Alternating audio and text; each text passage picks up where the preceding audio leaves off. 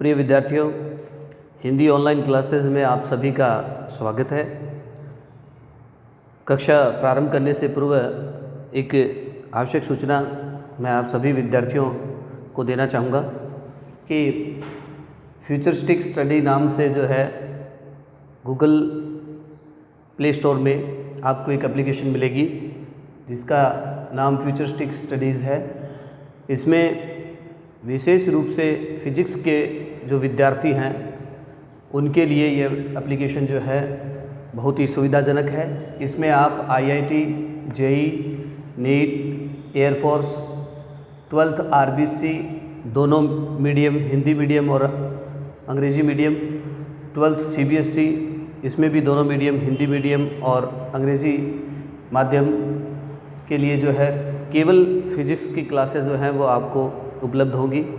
तो 2-4 दिन के अंदर ये एप्लीकेशन जो है वो आपको गूगल प्ले स्टोर पर उपलब्ध होगी।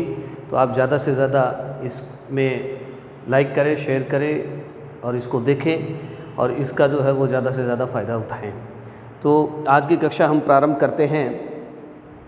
हमारा पिछली कक्षा के अंदर व्यंजन का टॉपिक चल रहा था और उसमें हमने व्यंजन के बारे में विस्तारित रूप से पढ़ा कि किस व्यंजन में जो है वो किस प्रकार से व्यंजन को कितने भागों में और किस प्रकार से हमने समझने की कोशिश की, जिसमें सघोष, अघोष, उच्चारण स्थान आदि हमने व्यंजनों का पढ़ा।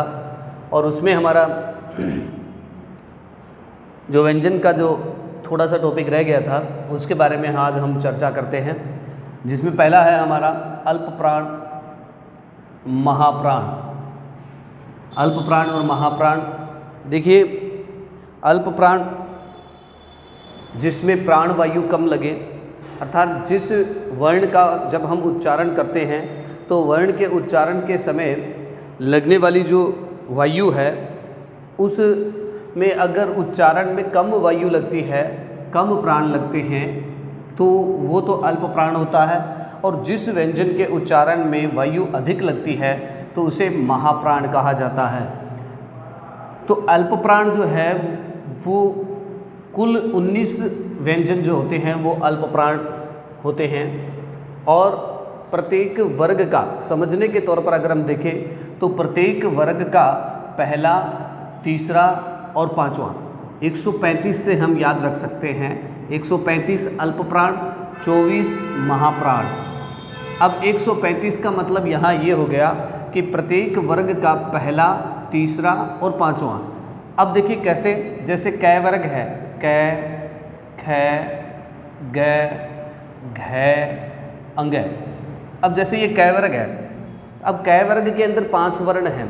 इन पांचों वर्णों में से पहला, तीसरा और पांचवा, यानी पहला, तीसरा और पांचवा, पहला, तीसरा और पांचवा जो है प्रत्येक वर्ग का, केवल कै वर्ग की बात नहीं कर रहा हूँ मैं, ये तो उदाहरण के तौर पर मैं आपको बता रहा हूँ कि जैसे कै वर्ग है, इसका पहला, तीसरा और पांचवा ये क्या है, यानी कै, ग और अंग, ये तीनों जो है वो क्या है, अल्प प्राण है। ये तीनों क्या है, अल्प प्राण है। इसी प्रकार से हम देखें चै वर्ग की बात करें तो चै, छ, जय, झ और इय, चै, छ, जय, झ और इय। तो इसमें भी पहला, तीसरा और पांचवा ये क्या है, अल्प प्राण है। पहला, तीसरा और पांचवा जो है वो अल्प प्राण है। इसी प्रकार से टै वर्ग, टै, ठै, डै, ढै, अण, तो इसका भी पहला, तीसरा और पांचवा। फिर तै वर्ग, तै, थै, दै, धै, न, तो इसका भी पहला, तीसरा और पांचवा। फिर पै वर्ग, पै, फै, बै, भै, मै, इसका भी पहला, तीसरा और पांचवा। यानी प्रत्येक वर्ग का पहला, तीसरा और पांचवा जो होता है वो क्या होता है, अल्प प्राण होता है। और इसके साथ इसने कहा य, रे, ल और व, य रे ल और व, ये भी क्या होते हैं? अल्प प्राण होते हैं। तो पहला, तीसरा और पांचवा, प्रत्येक वर्ग का पहला, तीसरा, पांचवा प्लस य रे ल व, ये अल्प प्राण होते हैं। तो याद रखने के लिए आप 135 याद रख सकते हैं कि पहला, तीसरा और पांचवा अल्प प्राण होता है। यानी प्रत्येक वर्ग का कोई भी जो वर्ग है हिंदी वर्णमाला के अंदर, उस व्यंजन वर्णमाला में उसका पहला, तीसरा और पांचवा वर्ण जो होता है वो क्या होता है? अल्प प्राण होता है। तो ये कितने हो गए देखिए, 1 2 3, यानी प्रत्येक वर्ग का 3, तो 3 3 6 3 9 12 15, 15 तो ये हो गए, और 16 17 18 19 हुआ कि नहीं? यानी 19 टोटल जो है, कुल जो है वो 19 अल्प प्राण होते हैं। उसके बाद में बात करते हैं हम महाप्राण की। तो महाप्राण की अगर हम बात करें तो महाप्राण कुल कितने? 14। महाप्राण कुल कितने? 14 होते हैं। यानी कुल महाप्राण वर्ण जो होते हैं, व्यंजन जो होते हैं वो 14 होते हैं। और इसमें अब बाकी क्या रह गया? पहला, तीसरा, पांचवा तो अल्प प्राण में रह गया, चला गया, तो बाकी क्या बच गया? दूसरा और चौथा। बाकी क्या बच गया? दूसरा और चौथा। तो प्रत्येक वर्ग का दूसरा और चौथा जो होता है, यानी प्रत्येक वर्ग का दूसरा और चौथा वर्ण जो होता है वो महाप्राण होता है। यानी दूसरा और चौथा वर्ण क्या कहलाएगा? महाप्राण कहलाएगा। यानी इस वर्णमाला में अगर हम देखें, कै वर्ग के अंदर अगर हम देखें तो ख और घ, ये क्या है? महाप्राण है। अब देखिए, वायु के आधार पर अगर हम देखने की कोशिश करें तो कै में कम वायु लगी और ख इसमें ज़्यादा लगती है, ग में कम लगती है, घ इसमें ज़्यादा लगती है, च में कम लगती है, छ ज़्यादा, ज में कम, झ ज़्यादा। तो प्रत्येक वर्ग का दूसरा और चौथा, प्रत्येक वर्ग का दूसरा और चौथा, प्रत्येक वर्ग का दूसरा और चौथा वर्ण जो होता है वो क्या होता है? महाप्राण होता है। यानी ख घ छ झ ठ और ढ, ठ और ध, प फ और भ, ये क्या होंगे? महाप्राण होंगे। और फिर इसके साथ ही इसमें जोड़ते हुए इसने ये कहा है कि श, स और स, तीनों स और है, ये चार जो होते हैं वो क्या होते हैं? महाप्राण होते हैं। यानी यह रह ल व, ये तो हो गए अल्प प्राण, और श है, ये क्या हो जाएंगे? महाप्राण हो जाएंगे। तो महाप्राणों की संख्या कितनी होगी? 1 2 3 4 5 6 7 8 9 10 10 11 12 13 14 हुए कि नहीं? यानी प्रत्येक वर्ग का दूसरा और चौथा और यह स है, ये क्या होते हैं? महाप्राण होते हैं। और अल्प प्राण प्रत्येक वर्ग का पहला, तीसरा और पांचवा, यानी 135 से तो हम याद रख सकते हैं अल्प प्राण, और 24 से हम याद रख सकते हैं महाप्राण। तो परीक्षा के अंदर जो है वो अल्प प्राण और महाप्राण के बारे में जितने भी प्रतियोगी परीक्षाएं हैं उनके अंदर लगभग 1-2 प्रश्न जो है वो ऐसे आते हैं जिनके अंदर इनसे संबंधित पूछ लिया जाता है कि निम्नलिखित व्यंजनों में से अल्प प्राण नहीं है, या अल्प प्राण है, या महाप्राण नहीं है, या महाप्राण है। तो इनमें मतलब इनको हमें ध्यान रखना है कि प्रत्येक वर्ग का पहला, तीसरा और पांचवा और यह रह ल व अल्प प्राण होते हैं, और प्रत्येक वर्ग का दूसरा, चौथा, स है जो है वो महाप्राण होते हैं। तो ये अल्प प्राण और महाप्राण की बात हुई। अब कुछ सामान्य जानकारी जो हम व्यंजनों के बारे में हम देखते हैं, तो उसमें पहली बात ये आती है कि व्यंजन द्वित्व। व्यंजन द्वित्व की बात अगर हम करें तो देखिए, द्वित्व का मतलब हो गया दो, और जहाँ दो समान व्यंजन होंगे, यानी दो समान व्यंजन जब एक साथ आते हैं तो जिसमें एक स्वर रहित होता है और एक स्वर सहित होता है, यानी एक स्वर रहित यानी कि आधा, और एक पूरा होता है स्वर सहित होता है। तो दो समान व्यंजन जब आ जाते हैं तो वहाँ उसको क्या हम कहेंगे? व्यंजन द्वित्व कहेंगे। जैसे ये लट्टू नाम है, तो लट्टू नाम के अंदर हम देखिए, अब तय आधा और तय पूरा, भाई तय स्वर रहित और तय स्वर सहित। तो स्वर रहित और स्वर सहित दोनों एक ही व्यंजन दो बार आ गया, एक ही व्यंजन दो बार आया है यहाँ पे, तय आधा और तय पूरा। तो ये शब्द जो है, या हम ये कह सकते हैं कि ये जो वर्ण है, ये जो व्यंजन है, इसको हम ये कह सकते हैं व्यंजन द्वित्व है। अब परीक्षा के अंदर ऐसा भी प्रश्न पूछ लिया जाता है प्रतियोगी परीक्षाओं के अंदर कि निम्न में से व्यंजन द्वित्व कौन सा है, तो उसमें जो है वो ऐसे शब्द दे देंगे और एक शब्द इस प्रकार से एक आधा और एक पूरा दे देंगे। तो आप ये ध्यान में रखें कि आधा और पूरा एक साथ जहाँ होगा, यानी दो समान व्यंजन जहाँ पे होंगे तो वो व्यंजन द्वित्व कहलाएगा। उसके बाद में बात करते हैं हम व्यंजन गुच्छ की। तो व्यंजन गुच्छ की अगर हम बात करें तो व्यंजन गुच्छ क्या होता है, यानी दो या दो से अधिक असमान व्यंजन। यहाँ तो समान था, दो समान व्यंजन, यहाँ क्या होगा, दो या दो से अधिक असमान व्यंजन जब आएंगे तो वो वहाँ जो है वो व्यंजन गुच्छ होगा।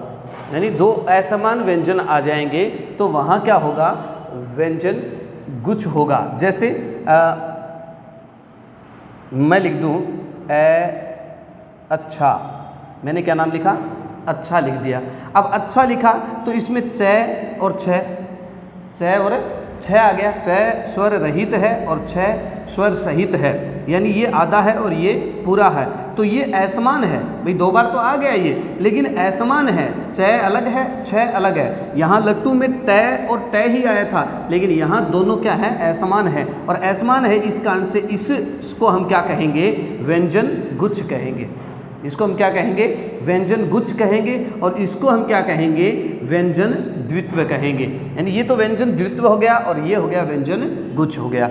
अब बात करते हैं कि वर्ण विश्लेषण की, कि वर्ण विश्लेषण क्या होता है। यानी कोई भी शब्द दिया हुआ होगा, उस शब्द को तोड़ करके लिखना, यानी उसको हिस्से में लिखना, तोड़ करके लिखना, वो क्या कहलाएगा, वर्ण विश्लेषण कहलाएगा। जैसे देखिए सीता नाम है, यहाँ पे मैंने लिखा है एक नाम सीता, तो ये सीता नाम लिखा मैंने। अब सीता में स को अलग कर दिया मैंने, स्वर रहित कर दिया, और इसका स्वर निकाल करके मैंने ई की बड़ी मात्रा जो है वो अलग कर दी। फिर तय जो है उसमें आ की मात्रा थी, उसको भी अलग कर दिया मैंने। तो स स्वर रहित हलंत स प्लस ई बड़ी प्लस हलंत तय प्लस आ, यानी इस प्रकार से इनको तोड़ करके लिखना क्या कहलाता है, वर्ण विश्लेषण कहलाता है। इसको हम क्या कहेंगे, हिंदी की भाषा में वर्ण विश्लेषण कहेंगे। और दूसरा होता है वर्ण संश्लेषण। वर्ण संश्लेषण का मतलब क्या होता है कि इस अलग अलग को एक साथ करके लिखना, इस टूटे हुए को अलग अलग को एक साथ करके लिखना, वो क्या कहलाता है, वर्ण संश्लेषण कहलाता है। जैसे मैंने इसको इसी नाम को ऐसे लिख दिया, स हलंत स बड़ी ई हलंत तय आ। अब इनको मैंने एक करके लिख दिया, यानी ई इसमें मिल गया। हमेशा ये भी बात ध्यान रखें आप कि स्वर हमेशा अपने से आगे वाले के अंदर मिलता है। स्वर किस में मिलेगा, अपने से पहले वाले के अंदर मिलेगा। तो ई किस में मिल जाएगा, स में, और स को पूरा कर देगा और ये क्या हो जाएगी, सी हो गई। उसी प्रकार ये आ किस में मिलेगा, स्वर रहित तय के अंदर मिलेगा, तो ये क्या हो जाएगा, ता हो जाएगा। तो सी और ता यानी सीता, नाम हो जाएगा सीता। तो ये है वर्ण संश्लेषण और वर्ण विश्लेषण। तो ये वर्णों के बारे में था। अब एक बात परीक्षा के अंदर ऐसे कुछ सवाल पूछे जाते हैं, यानी शब्दकोश देखने का तरीका। ये सवाल भी जो है वो परीक्षा में बहुत बार पूछे गए हैं, यानी शब्दकोश किस प्रकार से देखा जाता है। अब अंग्रेजी वर्णमाला के अंदर तो हम अल्फ़ाबेट ABCDEFGHIJKLMNOPQRSTUVWXYZ, अब इस प्रकार से जो है उसके अंदर तो अल्फ़ाबेट हम देख लेते हैं। हिंदी में भी उसी आधार पर देखा जाता है, लेकिन थोड़ा सा अलग है, यानी व्यंजनों का क्रम कहीं, अब जैसे इसमें क वर्ग च वर्ग ट वर्ग है, लेकिन अक्षयत्राय ज्ञ जो है उनको कहाँ हम लेंगे, स्वर पहले आएंगे या बाद में आएंगे, उनके बारे में हम थोड़ा सा अलग है ये अंग्रेजी से। तो शब्दकोश देखने का तरीका किस प्रकार से रहेगा, यानी हिंदी का जब हम शब्दकोश देखेंगे तो उसमें कोई भी नाम हमें किस स्थिति में, किस प्रकार से, किस क्रम में मिलेगा, उसको देखने के लिए कुछ नियम मैं आपको बता देता हूँ, आप ध्यान में रखें। पहला नियम ये कहता है कि पहले स्वर आते हैं फिर व्यंजन आते हैं। पहला नियम क्या कहता है, पहले तो आएंगे स्वर और उसके बाद में क्या आएंगे, व्यंजन आएंगे। यानी सबसे पहले हम किसको लेंगे, स्वरों को लेंगे। कैसे, कोई भी नाम अगर शब्दकोश में किस क्रम में रहेगा तो किस क्रम में रहेगा उसको देखने के लिए, यानी पहले स्वर आएंगे। यानी स्वर किस प्रकार से आएंगे, देखिए 2 नंबर पे क्या कह रहा है, ए आ ई ई उ ऊ री ए आई ओ औ।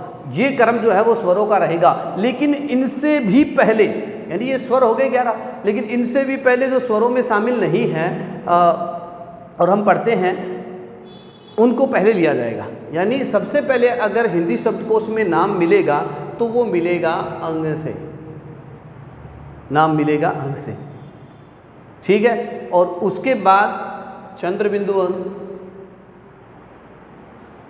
उसके बाद अह, यानी शुरुआत 1 नंबर पे ये, 2 नंबर पे ये और 3 नंबर पर ये, और फिर उसके बाद में 4 नंबर पे आएगा अ। यानी हिंदी शब्दकोश की शुरुआत जो है वो अंग से होती है और हिंदी शब्दकोश का अंत जो है वो किससे होता है से होता है। ये बात आप मुख्य रूप से ध्यान रखें कि हिंदी शब्दकोश जो होता है, ये भी प्रश्न पूछ लिया जाता है परीक्षा के अंदर कि हिंदी शब्दकोश का प्रारंभ जो है वो कौन से वर्ण से होता है। तो हिंदी शब्दकोश में सबसे पहले जो शब्द मिलेंगे वो किस वर्ण के मिलेंगे आपको? अंग के मिलेंगे। अंग से अंगूर इसके मिलेंगे। और अंतिम कौन सा होता है के होते हैं। लास्ट में क्या मिलेगा? है मिलेगा। अब सबसे पहले ए में भी देखो 4 क्वालिटी बना दी इसने। यानी सबसे पहले क्या? अंग अह ए, फिर आएगा आ, फिर जो है ये क्रम रहेगा। यानी ए के बाद आ, ई, फिर बड़ी ई, फिर ऊ, फिर बड़ा ऊ, फिर री, फिर ए, फिर आई, फिर ओ, फिर औ। ये क्रम जो है वो रहेगा। एक छोटी सी बात और बता देता हूँ कि री वाले जो पहले आएंगे, ये बात ध्यान रखना कि री वाले पहले आएंगे, लेकिन आधा वर्ण जो होगा वो पूरे के बाद में आएगा। यानी आधा जो होगा वो पूरा जहाँ होगा उसके बाद में आएगा। जैसे कई बार जैसे तृष्णा शब्द आ गया, तृष्णा,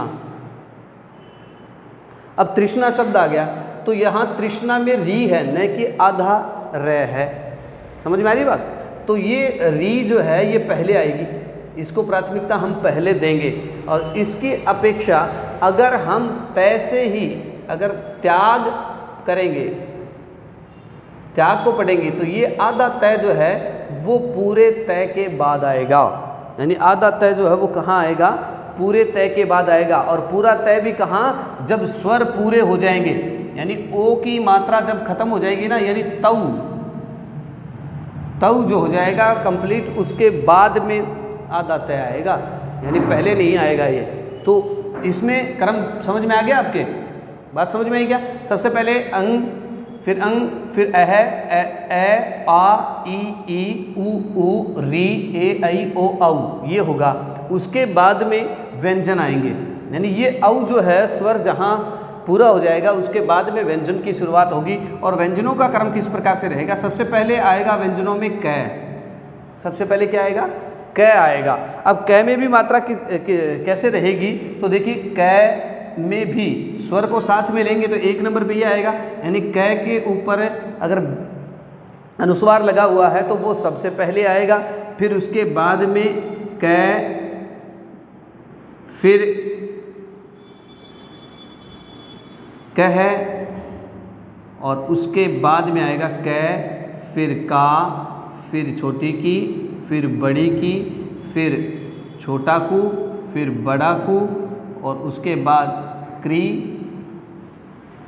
फिर के, कई, को, कौ। इस प्रकार से रहेगा। कै, कंग, के, कई, को, कौ, ये आ गया यहाँ। और उसके बाद में आएगा आधा कै। ये बात ध्यान रखना। यानी इसी प्रकार से रहेगा। आधा कै जो है उसके बाद में आएगा। यानी कै का क्रम जो है वो इस प्रकार से रहेगा। हिंदी शब्दकोश में जब हम कै पर नाम किसी का अगर ढूंढेंगे, कोई भी शब्द यदि हमें कै से जुड़ा हुआ हिंदी शब्दकोश के अंदर हमें अगर ढूंढना है तो उसका क्रम ये रहेगा। यानी शुरुआती ये रहेगा, अंत में जो है वो आधा कै शुरुआत ओ औ जो जहाँ खत्म हो जाएगा उसके बाद में आधा प्रारंभ होगा।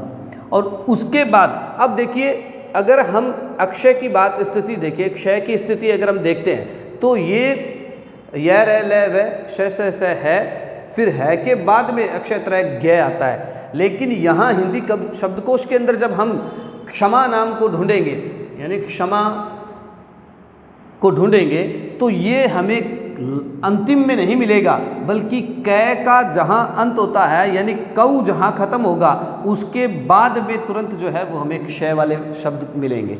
यानी कै जहाँ खत्म हो जाएगा, कऊ जहाँ खत्म होगा, उसके तुरंत बाद जो है वो क्षय वाले हमें शब्द मिलेंगे। तो इसी प्रकार से कै के बाद क्षय, फिर उसके बाद ख, ग, घ, च, छ, जय। अब यहाँ जय की भी यही आ जाती है स्थिति जो यहाँ कै की स्थिति थी कि कै के बाद क्षय आया था, वैसे जय के बाद ग आएगा, जय के बाद जय आएगा।